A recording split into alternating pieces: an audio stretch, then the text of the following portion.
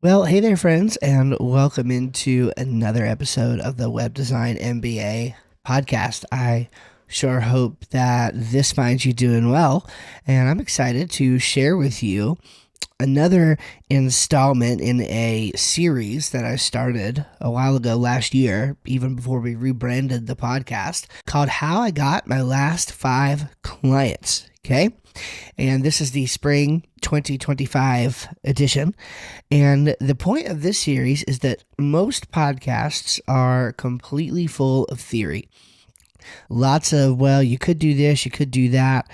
And I wanted my podcast to be less about what's possible and more about what's actual. That's why we talk a lot about things that I've done in my own business, frameworks that have helped me think through things in my own life and business. And then episodes like this one, which tells you, hey, this is not just like how to find clients. This is exactly how I have gotten my last 5. And so every now and then we do this series, and I've heard great feedback from the last time we did it. And so, hey, we're going to do it again. Okay. I want to make sure that I'm giving you a robust look at what actually happens in the business. And like I said, I do hope that I've demonstrated that in various ways. This podcast is very different. We talk about the reality here, the good, the bad, the ups, the downs, the what you can expect.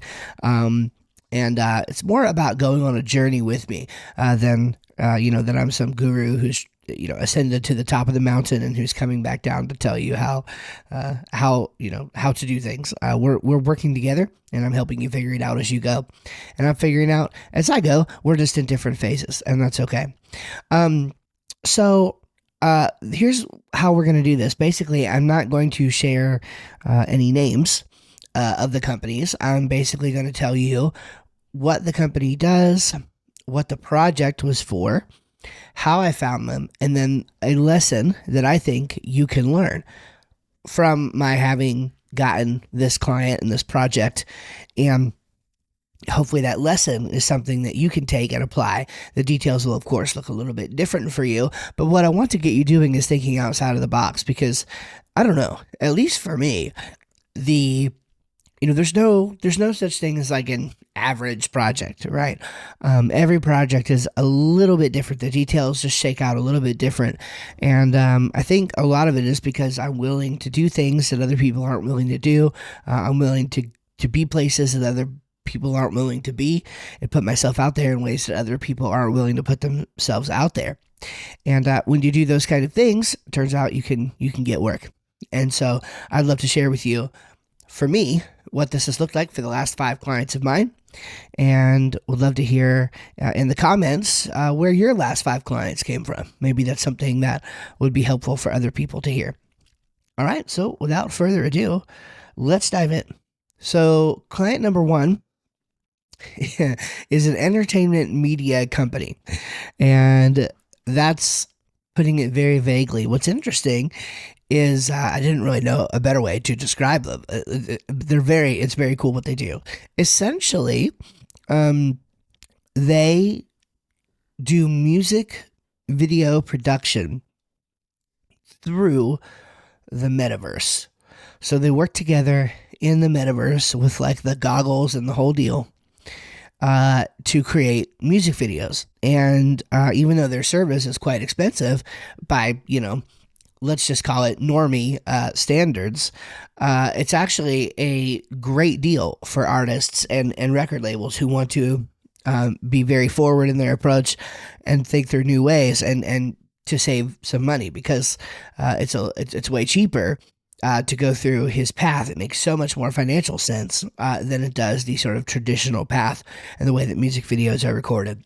And so he's a music producer, and he again uses the metaverse to accomplish some pretty cool things. So very forward thinking company. And so he needed a website. And the goal of this website is basically a marketing website to get calls booked with potential artists and potential labels who need to get a music video created. And so that's the purpose of this website. Now, how do we find each other? Well, he was found through an agency referral from Web Designer Pro. Web Designer Pro is Josh Hall's community, and man, it's a fantastic place. I've been a member of Josh's community, gosh, since 2020. So I mean, 4 or 5 years, depending on how you do the math with the months. And let me tell you, it's been incredible. Just one of the best decisions that I have ever made. So I was one of the founding members there and have made great, amazing, lifelong connections there. My business, literally, I mean, I can say this so literally, my business would not at all be where it is today if it wasn't for Josh's community. And the people that I've met in there, the things that I've learned in there, the training is extensive, the community is extensive. It's just a really great little corner of the internet. So you can find out more about that if you go to webdesignmba.com/Josh, webdesignmba.com/Josh, and that'll take you over to the landing page to learn a little bit more about Pro. That is an affiliate link, full disclosure. I'll get a little bit of a kickback if you decide to join up, but I would tell you that whether or not whether or not you went through my affiliate link, you can just go to webdesignerpro.com if you don't want to use the affiliate link. That's fine too. The affiliate link just helps support me a little bit. But I'll tell you, Josh's community is amazing. So you should definitely consider it. So what's the lesson then? Build relationships with other web designers, okay? Build relationships with other web designers. Get in shared spaces with people who are doing the same thing as you. They are not your competition. They are your co-opetition. I don't view other web designers as folks who compete against me. I really don't. I view them as people who are referral partners for me, as collaborators for me. And I sometimes I punt their stuff their way. Sometimes they punt stuff my way. We each have different skill sets, and so there's things that I bring to the table, things that they bring to the table, and sharing is caring, right? So build relationships with other web designers. If you are like sitting on the sidelines and just like sitting behind your desk every day and not getting out and not like networking with other business owners, and especially with other people who do what you do, then you're missing out on most of the experience and, missing out on a lot of business opportunities as well. So don't be afraid. Get out there and build relationships with other web designers. All right, this next company, I'm excited to share this one because it's very unconventional. It's very different. And again, this is one of those things where I'm going to start calling you to a higher standard, okay? This is a pool booking business like Airbnb. Okay, so imagine just Airbnb for pools. Now, there are 1 or 2 companies out there like this already. We're building a new one, and I don't want to get into the details of it, but there are specific reasons why. We think that this could be very successful, and the person that I'm working with on this. So this is a full platform build out. We're building this thing from the ground up, website from the ground up. You're going to be able to book your pool and communicate with the host and everything right there on the platform. Yes, we are doing this in WordPress. We're using WordPress plugins, WordPress tools, and it's going to be great. It's going to be great, especially this version 1. It's going to work. And so this is really an interesting project because it was found through an agency referral from a white label partner of mine. I should say an occasional white label partner. We used to work together a lot more, and he just sort of changed what he did in his business. And so it's very rare that they even have a website project. But when they do, we get to sometimes be involved at some level. But basically the owner of that agency is really good friends with the guy that I'm working with on this pool booking project. And we made a deal together for partial ownership, basically, of his company. And again, I'm not going to go any further than that on it, but we made a deal for partial ownership, and we're working together on this project. Now, that doesn't always make sense to do, but sometimes it does. And in this case, given all the factors and details, it absolutely did. And, if that's something that you have an opportunity come up like this, please don't go forward without asking a trusted coach or a trusted partner or somebody who can help you work through the details of such an arrangement, because you get all kinds of people who ask for this sort of thing because they're broke. That's not what happened here. Okay, this was a strategic deal that was made. You don't want people who can't afford your thing and they're saying, well, if you're so good at what you do, then how about you just build it for free and I'll give you some of the upside. That's kind of like how they try to get you with that sales pitch. That's not a good sales pitch, and I recommend running away very fast from somebody who gives you that deal. This is a different kind of deal, but with the right, circumstances and taken under advisement, I will, with those caveats, give you the lesson. Make equity deals on your term when it makes sense. Okay. Again, don't let somebody else dictate the terms of the deal to you. Dictate your own terms of a deal and offer this only when it makes sense. And if you do this, it can be a very good thing for you. And I've had this work out in the past for me before, and we're going to see if it's going to work out again. But yeah, most of the time, you should be just exchanging services for green certificates of appreciation called cash, or other forms that you may be paid. That's fine too. But sometimes you can do it with a strategic deal if the circumstances make sense. And don't be afraid to do that. Be cautious about it. Do it under advisement, but don't be afraid to do it. Okay, third. Third is a AI tool that is actually, it combines multiple AI platforms into one. All right. And it's a wonderful tool. In fact, this is the only tool that's, or the only, I guess, client, I should say, that I am actually going to mention, okay, because it's a friend of mine. We did the project together, and it's cool, and he would want me to share it. Okay, it's called Magi, Magai, Magi. It's an AI tool, and you can just go to magi.co, and that's how you can actually sign up for the tool. What we did is we created an e-commerce website based on the standard website to actually sell merch. Okay, so he's got some merch he needs to get rid of, and also he wants to go through and have some print on demand, which we're working on too. Actually, like, total side note, I have a pretty cool print on demand system where I link up to my wife, because she does this sort of work. She does like t-shirts and hats. I can actually link up a WordPress website to her Shopify store in what I think is a pretty unique way to accomplish drop shipping. And so, anyway, that's just something I'm throwing out there, but that's a cool thing that we did. And so we've got that ready to go as well. But yeah, Magi is this company. Their AI tool combines multiple platforms into one.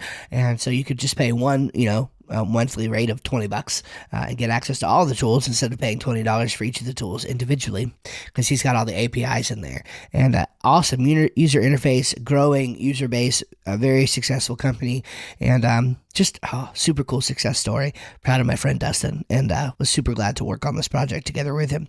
So how did I find him? Well, because he is a member of a mastermind group with me. We're both in a mastermind group together.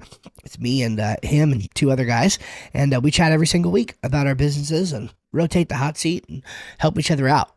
And it's cool, man. It's just such a cool environment. And what's the lesson here? Invest in growth through community, in whichever way. Time, money, right? You have to, again, build relationships, put yourself out there, be in community with people, invest in that. It's worth the investment, because that is where a lot of your work is going to come from. Okay. They don't call it your network for nothing, because you're networked, you're linked into these people, and you don't need to, the only ways to do this are not the stuffy ways. All right. So if you have trouble wrapping your mind around local networking events or chamber of commerce or BNI, okay, fine, don't do those, but do something else. Do some other way. Get plugged into some other local groups or to some other online groups, and put yourself out there. Okay. I have another friend who I go to church with, man, and he has a very similar business to mine, a little bit more local focused than me, and also does a lot of branding projects and such as well. And man, his business is just thriving right now because he has gotten out into his community and been visible, and he's doing great work, and I'm proud of him. So get out there, invest in growth through community. All right, number for. This is a medical training organization for medical practices for doctors. Okay. And so the platform is an e-learning platform. It's a website that we built out, learn-build, pretty standard, except it had some pretty advanced and customized team functionality, which is very cool. And it's the kind of project that really lights me up because it's a little bit different, than your standard project. And it's exciting to do that kind of work. And I like doing that kind of work, and it makes me a little bit less of a commodity. Okay. That's always important. There's another lesson. That's not the lesson I wrote down for this one. But it is another lesson. Try to do work that does not commoditize you. Okay. You have to do something. Even if you're offering the same thing at its core, the way that you structure your offer and the way that you communicate your offer can set you apart from the crowd. And there's a idea for an episode or for a Substack column that we'll write on how to differentiate yourself, even if you're offering the same services that other people are, because that's a huge skill that you can learn. And I think you can learn it pretty easily, actually, and apply it to your business. And I'll give you some ideas around that. Okay, so what is the lesson here? Well, they are, first of all, a current client, and they are a different division of the same business so it's one big client, but I was working with a different division. Now I'm working with this other division, okay, in parallel. So what's the lesson? Do great work and keep your clients happy, because they'll send you more work. Across the board, this is true, especially if you offer a tier, if you offer like a ladder of services, different things that you offer. You might not be working with companies that are big enough to have separate divisions. However, maybe you're working with companies that would start with a website and then graduate to review and reputation management, and then graduate to email, and then graduate to maybe some blogging work, and then maybe graduate to some social media work. So if you keep those relationships alive, you can move people through your services and add things on over time as their business grows. And so keep doing great work, keep your current clients happy, let them know that what you're offering. Consider doing something like a quarterly strategy call. My friend Lisa Williams in Josh's club has some trainings and such in there about how to use quarterly strategy calls to grow your business and get more work, because she's really good at that strategy. So do that, right? Implement those sort of things. Okay, and then fifth, and finally, another different one that I really love. So this is a Christian apologetics ministry. I have a heart for Christian apologetics. Basically, what this ministry does is travel to various places. They lead tours. They host special events. And what they do is they proclaim the truth of the Bible and or teach you how to defend the truth of the Bible against skeptical attacks. Now, they have a bias towards the science angle of things. In other words, they mostly deal with topics related to science and the Bible, but they talk about other things as well. So they needed a new website to give the ministry a fresh appearance. And they found us because the client is the president of another group that we are doing another collaborative project with. And actually, we've gotten 2 additional projects from this one initial project that we started, which was rather unconventional. Okay, so the lesson here is don't be afraid to make unconventional deals. So I made, again, just an unconventional deal. It was not a strict trade of time for money or for money for value or any of that. It was a completely unconventional deal. And it was also a passion project of mine. Started working with this organization. Then for this project, turns out that organization themselves needed a new website, which we built, which was awesome. And then the president of that organization needed a website for his personal ministry, and we built that, or we're building that currently. And so, again, it kind of goes back to the last lesson as well. Do great work, keep your clients happy, they'll send you more work. But another lesson is don't be afraid to dive in and do some unconventional deals. You just never know where the work is going to lead to. So here's one admonition I want to make, because I do know a lot of my audience is sort of in the beginning. Right? Like in the beginning of their journey. You will hear a lot of people telling you not to do things that the reason why they're telling you is because they're further along in the journey than you are. What am I meaning by that? Well, I mean, you'll have people say things like, well, you should only ever charge for your work. You should never work for free. Is that true? I don't believe so. In fact, I believe I have episodes on that. When should you work for free? There are times and contexts and ways that you can and should work for free in the beginning to get testimonials, to get portfolio items, and some strategic ways that you can use those things to leverage and get new business. So make unconventional deals. Do things that you wouldn't maybe normally do, and you'll get results that other people wouldn't normally get. That's the way that I think about it. All right. Hey, before we close this episode out, I would just love to invite you to go to webdesignmba.substack.com. Get signed up for the free Web Design MBA newsletter. There is a paid tier over there that you could join as well for even more content and especially for helpful frameworks to help you think about your business. But we're offering a ton of value in the free version as well. As I'm recording this right now, another one's going out at 10 a.m. today. Of course, you'll receive this podcast episode after it's gone out. But go ahead and get on the list, because once you get signed up for the newsletter, you've got the whole archive that you can view, and we are building that archive over time. So join up. Just come over there for free, just so you can get that weekly piece of content from us that we're going to give you for free. And we're going to be adding some extra things too. I have some really cool long-term plans for this newsletter, and I would love to see you join up over there and not miss out on the community that's going to be built over there. Okay. I thank you for being a listener to this podcast deeply from the bottom of my heart. There are more people listening to this podcast than I ever would have thought would listen to me talk about web design, and I'm humbled and grateful for that. And oh man, it's a cool thing, and I thank you for being a listener and for hanging out with me.